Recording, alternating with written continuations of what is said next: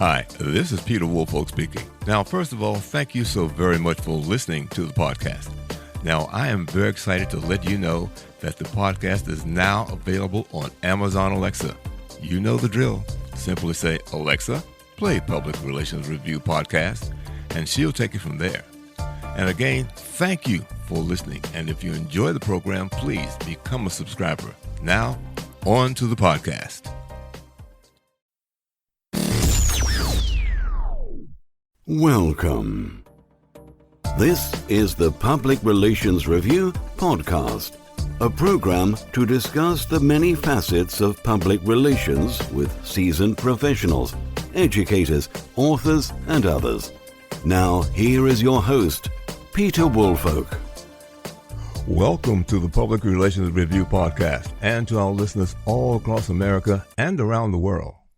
We are now ranked by Apple as being among the top 1% of podcasts worldwide.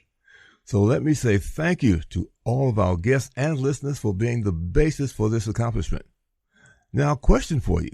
Should you or your company write its own press release, or should you have a professional press release firm write it for you? Are the results the same? What services do these companies offer? Is it cost effective? Well, my guest today has an answer to these and other related questions. So joining me today from Baltimore, Maryland is Mickie Kennedy, founder and president of eReleases.com. So Mickie, welcome to the podcast again. Thanks for having me. Look, I thought it was very interesting that an article came out that you suggested that there are benefits of organizations, particularly maybe some of the smaller firms, hiring a new press release service. Start and identify what those topics are and have you sort of address them. First, you say that you'll have an access to a professional writing service. So many people try to do it themselves, and what they come away with looks like a press release, reads like a press release. It's not very, press releases aren't very sophisticated, but, it sort of lacks the professional hook that often is needed to get attention. It really does showcase you in your best light, using that inverted pyramid of the most important elements, the headline and the opening paragraph. And it just results in a better product, a tighter service, more focused, and more likely to attract media attention. Mm-hmm. And that's very much what our agencies want to happen, is to get that attention coming in. Now, in the process, once they come on board and they get a press, do you have an interaction with them for or during the writing process? We do. So our staff of editors are available by phone or chat and email. We have no salespeople, so if you just go to eReleases and call, you'll be dealing with an editor. They will work in consultation with the writer, making sure that you're working with the best writer, because we have different writers for different subject matters. Mm-hmm. We have some that are really good for technology-oriented products or services, those that are more geared towards like consumer products, those that are geared towards more women interest things. So we do want to make sure that there's a good match, and as a result of that, you're getting a better product at the end of the day. Now that I hear you say that, it certainly does make a lot of sense, because if it's in a PR firm, you might have one person that's trying to write a press release. Perhaps they might cover a wide range of those topics, and they really have no background in it. Correct. Well, that certainly sounds like a solid reason to me. You also mentioned that once they engage you, that organizations will have access to better networks as a result of using your service. Correct. Using a service like eReleases, we have a partnership with PR Newswire. They're the oldest and largest newswire of press releases, and they charge like in excess of like $1,600 to move a 600-word press release. But with us, it's like a third of that price, and it's twofold. We represent small businesses, entrepreneurs, startups, people who don't have the needs all of the needs that the newswire has. And as a result, we can sort of purchase in bulk, over 10,000 releases a year, and we get a much better preferred pricing. So it really is a really good value for anyone who's looking to get a wide distribution, because the value of a wire is it's just available to so many more journalists. And, we do have basically a duopoly in the United States of newswires, of press releases. it's largely PR Newswire and Business Wire probably control over 85% of the market. And as a result, busy journalists aren't going to go to a lot of different sites looking for content, and they certainly aren't going to their inbox much anymore because there's just so much spam and off-target press releases that they go to the wire, they log in, and they have a very customized feed that's specialized to their industry, but also they can customize it to exclude releases that are off-target, by putting keywords in that they don't want to see those releases, or make sure there's keywords that are definitely there and put them at the top. So the value of a wire is just, so big. I mean, if you have a newsworthy press release, you can literally hit send, go on the wire, and potentially get dozens, if not hundreds, of articles written. And I do have a case study on the website during the pandemic. We did a release for the Dining Bond Initiative, which was set up for a short time to help restaurants that were closed during those 2 weeks that we were sent home to flatten the curve. Mm-hmm. And it did result in over 150 articles. Wow. Now, that's impressive. How do you let them know, let's say, about pickup? Is that part of the service as well? It isn't. So the funny thing about pickup is there are clipping services out there that will monitor for you. And a lot of companies do use them, but they usually start at $1,500 and up a month. And if you get picked up in a monthly publication, it can be 3 or 4 months out from the time that you sent the press release because of the long lead time. So you can go broke as a small business doing clipping and monitoring through a service like that. Mm-hmm. What I recommend to my clients, and something that we do, at least for the first couple of months, is we do Google News searches, and we also do Google Web searches. And the reason for the Google Web searches is there are many publications that have asked to be taken out of Google News, and but they still remain part of Google Web search. And so we will look at both. But you can also do it yourself. There's something specific to what your press release was about, because, it's going to be rewritten in an article. But, if it's about a product, that product name is going to be in any article that appears. You can actually go to an advanced search in both Google News and Google Web and set the date parameters. So start at the date that you issued the press release to today and put that product name in there or company name, and anything that appears there will be on the day of the release of the press release to now. And then you can sort of figure out, does this look like this is the result of the press release? And so that's not going to pick up everything. There's still stuff that's gated and, things like that. But, if you're on a budget, and most of my customers are, because, they're looking to spend under $500 a press release, that's a really good indicator of the majority of media pickup. You still might have traffic come into your website if you have access to your logs, your analytics. You might be able to see where people came from. Also, when people sign up with you, either through purchase or a newsletter, or even if you have people who talk to your clients on the phone, it's always a good idea to ask, how did you discover us? And sometimes that'll pop up that they saw you in a trade publication, or, they picked you up in a particular newspaper or a magazine. Something you said in the beginning certainly gets my attention too. You said in terms of reporters, have a lot of screening going on. But you also say that using your service will help build relationships with the media. Correct. Because, one of the things that happens is when you go through a service like ours, you're on the wire. The journalist is going to skim and see you. Maybe this headline doesn't speak to them or resonate, but now they're familiar with you. And as they see you again and again, that familiarity is going to say, maybe I should explore this company a little bit more. Maybe this is something that I want to learn a little bit more about. And maybe this is something good to write about. Because one of the things about journalists is they're always looking for companies to write about, but what they're really looking for is to provide an engaging story for their audience. And they have to decide, is this press release going to result in a story that's either going to entertain or educate or even delight my audience? And so the more times that you're out there, the more likely they're going to feel like, I can probably look around at, this release and maybe even at some of the prior ones and see if I can't craft a story out of bits and pieces of all that. Mm-hmm. You know, another thing that it's sort of covered once you brought this up was the fact that there's a possibility it'll help boost SEO search efforts, because that's always important. That's really how you can get picked up or get identified. Right. So, yeah, and there's a lot of misinformation in this space about that, because in the early 2000s, one of the things that the newswires did was they syndicated your press release, and they still do. So when you hit send on a press release and it goes out and hits the wire, it's going to appear on Yahoo News.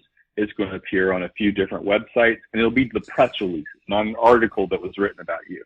And that's not the goal. We're looking to get the articles, but it was really cool for a lot of people. Like, you just hit a button and all of a sudden you're on a few websites.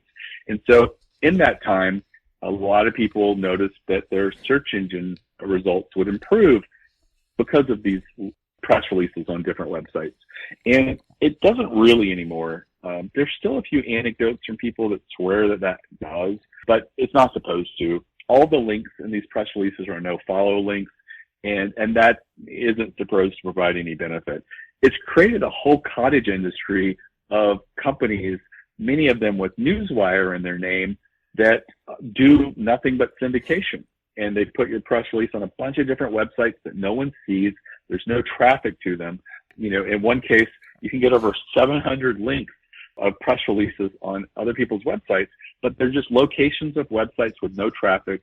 There are no follow links, and they really don't provide any SEO benefit. And it's a shame that people are spending money on services like that, because no journalist is going to see that. Nobody's going to take that and turn it into an article.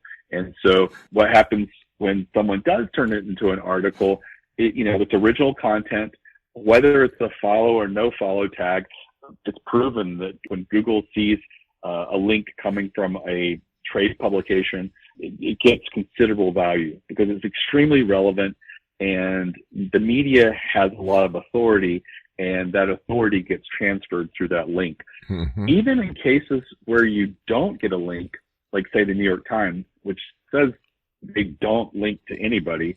I have had them link to one person once before, but it was a really built-out resource, and I think that was the reason for it. But their policy is we don't link to anybody. Even if they write about you, an article, it does improve your SEO. Google has a patent about conveying link credit, or some people call it link juice or link authority, that will convey that to you even when there's no website or URL pointing at you. They can contextually tell, based on this article, that it is about you, and contextually they know that's definitely your website, so they will give you the credit even though there is no link. So, that's why so many people who are media darlings really advance their ranking and appear, slowly drift upwards. And, that's one of the great side benefits of getting good PR.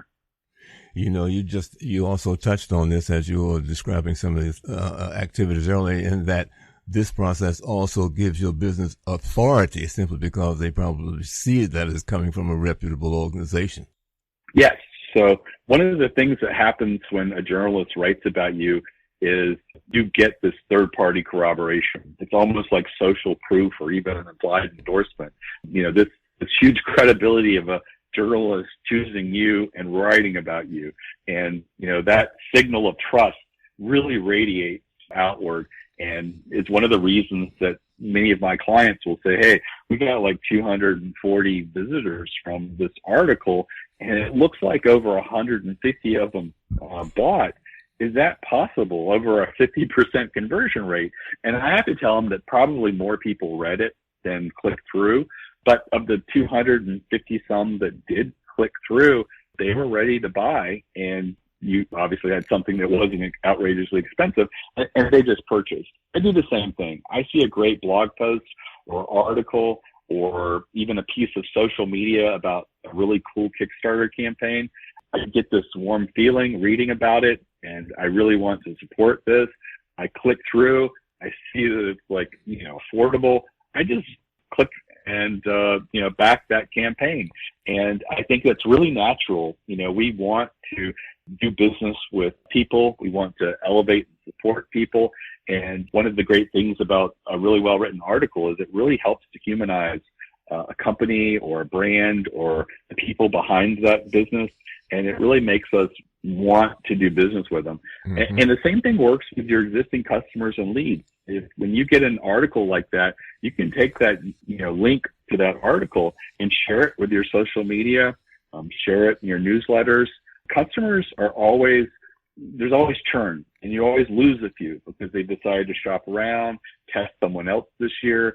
And if they read that and get that same warm feeling, you're not going to say, hey, we should, consider someone else this year or shop a different vendor. And when you have leads, you always have the leads that don't convert. And for some people, it's like 90% of their leads do not convert. And maybe they read that article, they get that warm feeling, and maybe in that case, 80% of your leads don't convert, going from 10% that do to 20% that do. And, that kind of jump can happen by exposing your own people to these articles. Mm-hmm. And that great signal of trust, that emotional response and amplification that happens with PR. It gets better all the time. And one of the other bullet points you mentioned, of course, is that it's the best use of your time, because I can attest that being in a small PR firm, writing a press release probably is something that I might not want to do because I've got something more important for a client to do, and rushing through this does not always produce the best results. So, which validates that having an outside organization do it. Right. So the last thing you want is a busy person, quickly drafting a press release, or relying on AI to create a press release and send it out just to, cross off the list. Because if you're not going to do it well, or have someone professionally do it well for you, you really aren't out there, doing your best. And I think that for so many people, they're just looking to get so much off their plate. But if they really embraced PR, or, used a PR company or service that really is working to try to develop a really newsworthy idea for you, the difference is night and day. Mm-hmm. Now, you certainly touched on the fact that you can measure your results, but here's another thing I think that's hugely important, and you touched on that a bit too, is that it certainly helps to build your brand awareness. Absolutely. So my first job before I started e-releases 25 years ago was I worked at a telecom research startup. I was employee number 3, and my job was to figure out press releases and send them to the media. And at that time, we were doing faxing. And we sent it out, and not much happened with the first couple, but I started to get a sense of what the media was looking for. They were looking for a story, and they were looking for a story arc, and we were just publishing numbers. And, a chart of numbers isn't going to really impress anybody. So what I did was I looked for the story behind the numbers, and I would look at anomalies and say, hey, why is this one Caribbean country generating more traffic to and from the U.S. than everybody else? And it turns out that it was the center of all call centers for 1-900 numbers, which were real popular 26, 27 years ago. Mm-hmm. And so I wrote about that, put it in a press release, sent it out, and the media loved it. And we were getting picked up by like The Economist, Financial Times, Washington Post, Wall Street Journal, all the big ones, all the trade publications, telecom trade publications. And we just started driving sales. And we would do more of these releases, sharing more little anomalies and fun little things that were happening in the world and things that we were noticing. And we would just get in print all the time. Every time we did a release, we would get print. And so what happened was, when I started, the owner of the company, who was a telecom attorney, didn't know how to price this data that we had. And so he sold it in a yearbook for $600 at the time. Today, 27 years later, it now costs $30,000 to access this for a year. And it's now a database. You access it through the web, not a book. But that shows that there was considerable value here, and the company just wasn't aware how valuable it was at the time. But the one thing that they did was they got their brand out there, and everybody recognized them as the experts. And sole holders of this telecom data. Nobody else has that data. Nobody trusts that data with anyone else. Because the owner of the company worked with the ITU initially to go to countries where there was competition and say, hey, we're never going to publish your individual data, but we want to aggregate it for the country. And that trust was shown, and it's a position that no one else, I think, will ever get the opportunity to have that same position. So they sort of are monopolies of this data, and for that reason, they can charge an amazing amount for it. And the people that use it are those in the telecom world, but a lot of investors use it because all of a sudden they see an uptick that's consistent for several years in telecom traffic in a country. That's a big indicator that their economy is growing, developing, and technologically they're developing as well. Mm-hmm. So, brand is so important. And in this case, for that company, telegeography, PR was so instrumental in sort of developing that brand and showcasing it. Well, you touched on it again because you also said that, having this release, that the impact is almost immediate. Correct. So as soon as you hit send, that release is out there. And sometimes it can take a little while for it to show up. Like I mentioned, monthlies. So if you're looking to go in a monthly magazine, it could be a couple of months or longer before it appears. But in the world of instant everything, there are people that pick it up and run with it immediately. Some places that'll run it the next day, in a few days. But it really is out there and available. It is really important for that reason to sort of recognize that, using a professional service with a wire is so instrumental because it really, makes a huge difference for, you can just hit the ground running to so many places. Mm-hmm. Now, talk about how you actually go about supporting the people once they sign on and they say, yes, we want to hire you. What is that exchange like? Do they send it to you first and you guys look at it and then you get back together and discuss and move forward? Just how does that work? So we work in a lot of different ways. And, some of it is a matter of customer preference. Some people want us to look at their press release before they actually purchase through us. And our staff is willing to do that, usually allow one business day to get back to you. We'll often have maybe a couple of improvements, if possible, to the press release. And but generally, if you're looking for us to write the release, you would place the order online. Then we would assign you to the writer. The editor would look at your website, look at you, and pick the right writer. And then it is a matter of just, going back and forth over the next few days, sending you a draft of the release, taking any comments or suggestions or need for clarifications. And then once you've approved it, it's a matter of scheduling it and then getting it out there. Then after the fact, we're available. When the release goes out, the wire sends this really complicated report. We're there for you to help talk to you over the phone and walk you through the report, showing you some of the indicators of where it went and some of the pickup. Some of it's going to be syndication right off the bat. Mm-hmm. That I've mentioned isn't really that important. It's just, your press release on a bunch of websites. We're really looking for that earned media. Yeah, we can also, we provide a lot of education for people on, how to build a proper PR campaign and work on strategic types of releases. In fact, I have a free masterclass at ereleases.com/plan, PLAN, that actually goes through the types of releases that get picked up by the media again and again.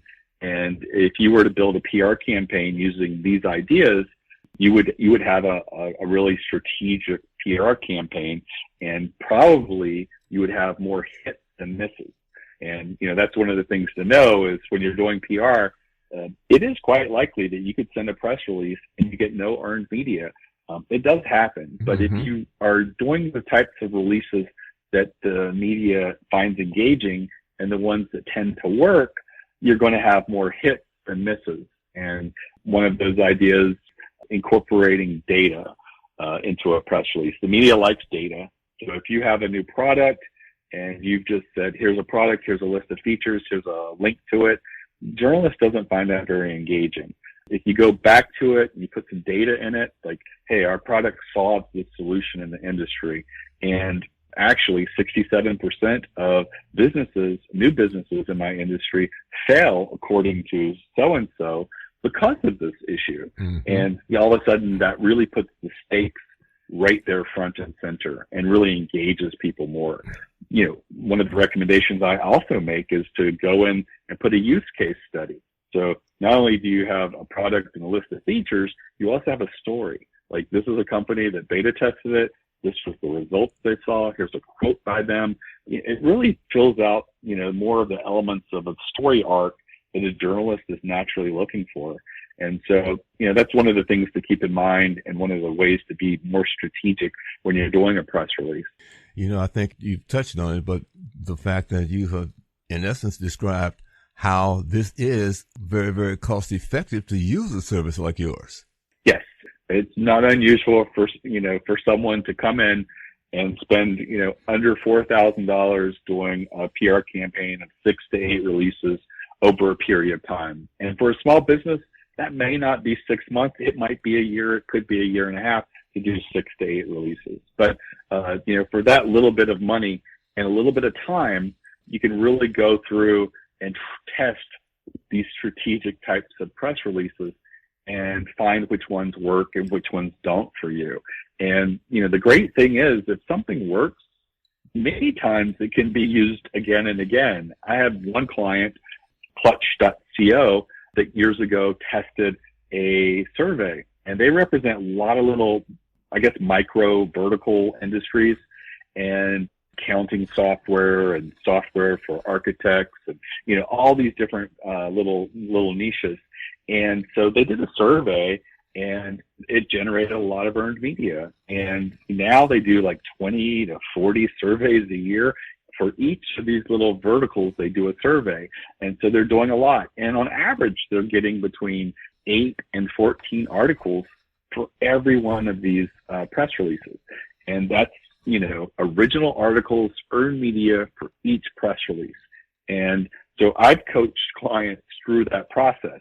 It's not a service I offer. It's part of that free masterclass I mentioned at ereleases.com/plan. But basically, you come up with 16 really captivating questions that are very timely for right now. You put them together. I recommend SurveyMonkey, 4 questions per page, 4 pages. If someone stops halfway through the survey, you've got half the responses.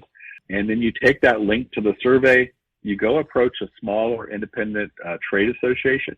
You want to avoid the large ones because they won't see the value of this. But the small and independent trade associations, we're talking like 500-600 members to, and up, maybe around 1,500 members or more. If you approach them and say, hey, we're doing a survey, I would love for you to send this link to your members. In exchange for that, I'll mention you in the press release we'll be issuing over the wire. Because of small and independent trade associations, a lot of people don't even know they're there. They'll often see this as a win-win, allow them to get some media attention. Sometimes they might come back and say, could we sort of co-brand the survey so it's both of us? And I don't see a downside to that.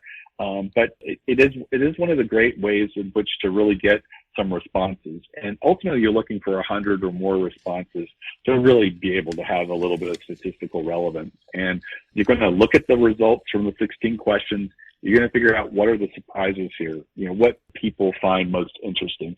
And you're probably going to focus on like 2 to 3 of those questions when you draft a press release.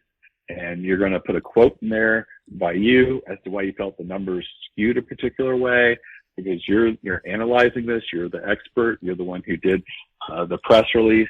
And when you put that all together, I recommend, having a website where you put all 16 questions and responses and make that link available in the press release as well. Because a great thing is a journalist can go in there and hunt for a different story.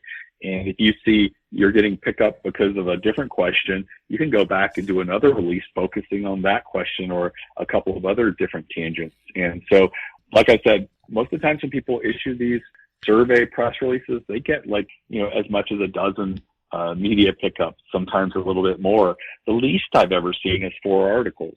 And what I think is really amazing is there are PR firms out there that will charge a client $20,000 to $40,000 a year. I know this because they come to me and they said, we tried this with a PR firm and we spent like $20,000, $30,000, $40,000.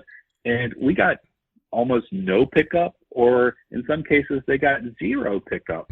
And yet here's an idea that I think that anybody could have implemented, certainly a PR firm, especially one charging $20,000 to $40,000, and it would have definitely seen results. So those are just some of the strategic ideas, that I have in that free masterclass.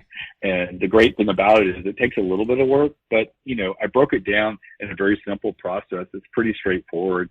And most of the time when people approach these small trade associations, the first one usually says yes about 70% of the time. And so at worst, you might have to go to a second, backup, or at worst, a third. But, if you do research and look, there are so many trade associations around you that, are in your industry. You don't even realize are there. I looked up in PR, and, some of them are regional, some of them are, specific to sort of demographics of the PR professionals, but there are so many out there that are just waiting for you to reach out to and share this opportunity. There's also a global PR organization as well. Yeah, absolutely. But I will be honest with you, I would avoid them. I would avoid large trade associations because they don't see an opportunity here. They're like, we're the global or national giant association. Why would we ever partner with you? I've never heard of you. They don't see it as a win-win. And then when you've written the survey, they're like, well, we now have to send it through 5 levels of management to approve this and modify it. And all of a sudden you're not asking interesting questions anymore. The questions are not at all. I find that the small and independent trade associations are the best to go to because generally the person you end up talking to is the only person you need to approve the press release and to approve the question. Well, Mickie, let me say that, having listened to you, I've certainly learned a lot. You've opened my eyes to a lot of things that I had not thought about. Let me just ask you now, is there anything that you think that we may have missed in this discussion? Well, when it comes to PR, I can talk endlessly. There's lots of opportunities that are out there. And I think I mentioned to you earlier that I've probably written over 1,500 articles on PR on my blog. It's just one of those topics that you can talk about endlessly. There's so many different approaches. The one thing I'll say is if you're a small business, an entrepreneur, a mom and pop, a lot of these people come to me or I talk to them and they just are not interested in PR because they feel like they're not important enough and they're too small. And one of the things that I always say is, what you have to recognize is that journalists don't like covering giant, well-funded companies. They know they can advertise. That being said, they also recognize they have to cover them, the Googles, the Apples of the world. But the small mom and pops are the ones that they often find most rewarding when they write about them. Because when they showcase a small unknown company that has a product or a solution that no one in the market knows about, they get a lot of appreciation and pats on the back because it allows them to be seen as curators. Like, wow, this person really has, brought to light this great solution. I knew nothing about this company. I didn't know they existed. And so they'll tell you that they get their most positive feedback on these little discoveries when they put a spotlight on an unknown little company. And so don't feel that being small is a weakness. In many ways, it can be an advantage when it comes to getting media attention. Well, Mickie, let me say, I think I've learned a lot as I listened to you here today. And let me say thank you so very much for coming on the Public Relations Review podcast. And I'm sure our listeners have benefited from it greatly. And again, my guest today has been Mickie Kennedy. He's founder and president of ereleases.com. And certainly if I were you, I'd give him a ring and look him up because this sounds like a great idea that perhaps a lot of people are not taking advantage of. So, Mickie, let me say thank you again. We certainly appreciate it. Your second appearance, by the way, on the Public Relations Review podcast. Thank you for having me. Okay. And to my guest, if you've enjoyed the show, we'd certainly like to have a review from you. And, of course, give ereleases.com a shot, and perhaps you can benefit from them as well. And also share this information with your friends and join us for the next edition of the Public Relations Review podcast. This podcast is produced by Communication Strategies an award-winning public relations and public affairs firm headquartered in Nashville, Tennessee. Thank you for joining us.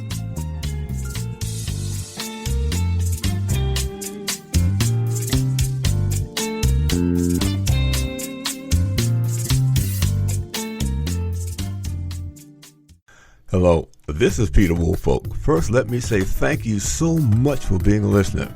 Now, I want to alert you to our shiny new podcast website located at podpage.com. However, you can go directly to the podcast site located at publicrelationsreviewpodcast.com. There, you can contact me through email. You can leave a voice message. You can leave a review. You can read an episode blog and frequently learn about the podcast guests. You might also want to suggest podcast topic ideas or even suggest a guest.